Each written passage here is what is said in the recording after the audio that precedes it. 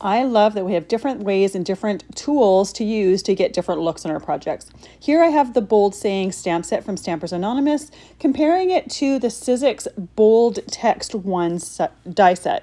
Now, there are 5 deeply etched red rubber cling stamps in the stamp set, and there's a nice variety with the sentiments. The die set has 7 different dies, and I love the fact that each sentiment has its own dies. So you're not going to have to space or be cutting out individual letters in order to create your sentiments. These are great for using either the positive or the negative, and when I've used one for a card, I save the other part to use for a different card.